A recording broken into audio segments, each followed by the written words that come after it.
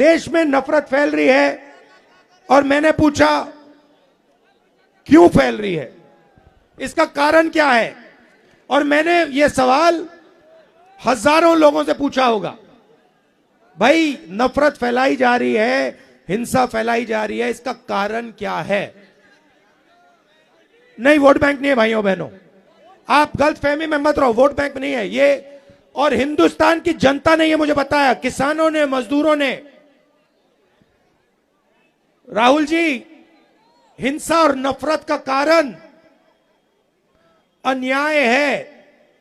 हिंदुस्तान के सब गरीब लोगों के साथ 24 घंटा इस देश में अन्याय होता है। किसान के खिलाफ अन्याय होता है, छोटे दुकानदार के खिलाफ अन्याय होता है, युवाओं के खिलाफ अन्याय होता है, सड़कों पे माताओं बहनों के खिलाफ अन्याय होता है।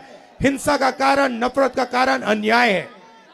इसीलिए हमने दूसरी भारत जोड़ो यात्रा में भारत जोड़ो न्याय यात्रा शब्द जोड़ दिया, क्योंकि अब ये दूसरी यात्रा भारत को जोड़ने का काम कर रही है, मगर ये दूसरी यात्रा अन्याय के खिलाफ लड़ रही है और न्याय को जनता के सामने लाने की कोशिश कर रही है। जेलों की लिस्ट निकालो, जेलों की लिस्ट में आपको पिछड़े मिलेंगे, दलित मिलेंगे, आदिवासी मिलेंगे, गरीब मिलेगा, एक अमीर व्यक्ति आपको हिंदुस्तान की जेल में नहीं मिलेगा। 16 लाख करोड़ रुपए नरेंद्र मोदी ने सबसे बड़े अरबपतियों का कर्जा माफ किया। मुझे बताओ, मजदूरों का कितना कर्जा माफ किया, किसानों का कितना माफ किया, बेरोजगारों का कितना माफ किया? 1 रुपया नहीं माफ किया।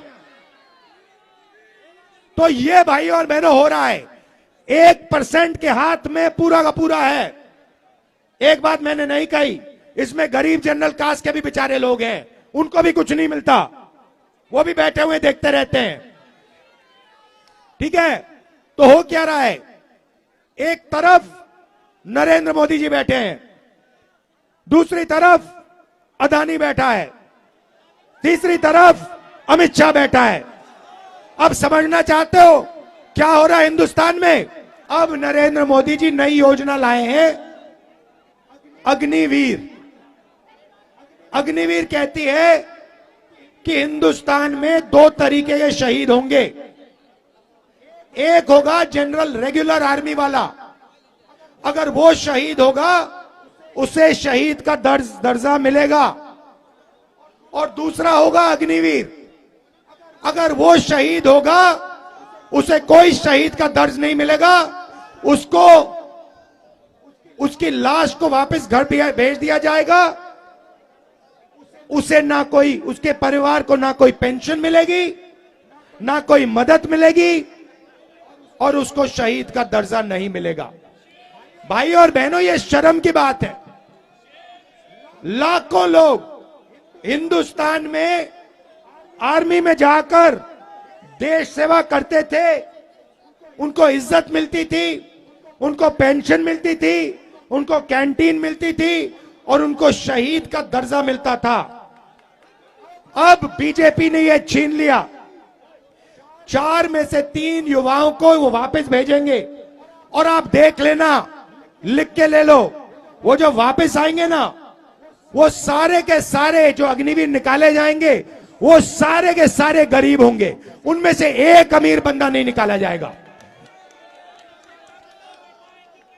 एग्जाम के बाद आप जानते हो ये नया धंधा चला है, आपसे एग्जाम कराते हैं, आप पढ़ाई करते हो, आप अपना पैसा निकाल के प्राइवेट कॉलेज यूनिवर्सिटी में ट्यूशन सेंटर में डालते हो, उसके बाद सुबह उठते हो, एग्जाम करने जाते हो, वहां पे एग्जाम में आपको किसी और का मोबाइल फोन दिखता है, उस पे पूरा का पूरा क्वेश्चन पेपर दिखाई दे जाता है। ये इसका लक्ष्य क्या है कि ये जो रोजगार मांग रहे हैं, सरकारी जॉब मांग रहे हैं, इनका टाइम जाया करो, इनका बेवकूफ बनाओ। भाई और बहनों, ये काम सरकार ही करा रही है, ये काम पेपर लीक का काम यही लोग करा रहे हैं जो आपको रोजगार नहीं देना चाहते हैं। ये सच्चाई है। और रोजगार पैदा हो ही नहीं सकता। क्यों? क्योंकि अदानी जी को पूरा का पूरा दे दिया, और ये जो छोटे व्यापारी हैं, जो छोटे बिजनेस चलाते हैं, हैंडीक्राफ्ट के लोग हैं, ब्रास वाले लोग हैं, ये जो लोग हैं, इनको बर्बाद कर दिया। जीएसटी से, नोटबंदी से इनको खत्म कर दिया। आजकल क्या हो रहा है, चाइना का माल यहां आ रहा है। ये मोबाइल फोन जो है ये चाइना का है, ये चाइना का माल यहां आ रहा है। बड़े बड़े उद्योगपति इसको यहां बेच रहे हैं, आप लोग खरीद रहे हो। हिंदुस्तान के युवाओं को रोजगार नहीं मिल रहा। ये मोबाइल फोन दो मुझे एक, ये देखो, ये है मेड इन चाइना। मैं चाहता हूं इससे चाइना के युवाओं को फायदा होता है, और इससे अदानी जैसे अरबपतियों को फायदा होता है। चाइना का माल यहां बेचते हैं। मैं चाहता हूं सबसे पहले कि हिंदुस्तान के युवा इस फोन को हिंदुस्तान में बनाएं। और एक दिन ऐसा है, प्रियंका माइक पकड़ो, एक दिन ऐसा है कि मैं यहां अलीगढ़ आऊं 10 साल बाद, 6 साल बाद, और इसके फोन के पीछे देखूं लिखा हो मेड इन अलीगढ़। और फिर यहां आऊं और यहां पे 10 युवाओं को कहूं, या बेटा इधर आओ, वो ऊपर आए, मैं कहूं क्या करते हो भैया, हम मोबाइल टेलीफोन अलीगढ़ में बनाते हैं, मेड इन अलीगढ़ लिखते हैं, वहां पे चाइना का युवा हमारा फोन का इस्तेमाल करता है। ये होना चाहिए हिंदुस्तान में, और ये हम सब मिलकर 90% लोग ये सब मिलकर काम करने जा रहे हैं। आप चाहे अग्निवीर को देखिए, इतने सारे बच्चे गांव-गांव में यूपी में वर्जिश करते हैं, तैयारी करते हैं सेना के लिए। जब एक जमाने में एक ऐसी सरकार थी जो आपकी महत्वाकांक्षाओं को, आपकी आशाओं को, आपकी उम्मीदों को आगे बढ़ाती थी, तब आपको सेना के जरिए रोजगार मिलता था। आज क्या हुआ है, अग्निवीर ले आए ना, वहां पे आपको रोजगार मिल रहा है।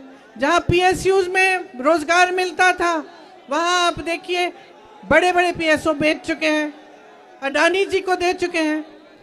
तो जो गरीब तबका है, जो आम जनता है, उसका क्या फायदा हो रहा है?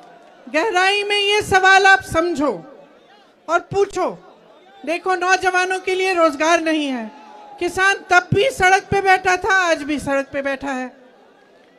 गन्ने का जो खरीद का दाम है वो पिछले 8 सालों में 55 रुपए बढ़ा है, बस 55 रुपए।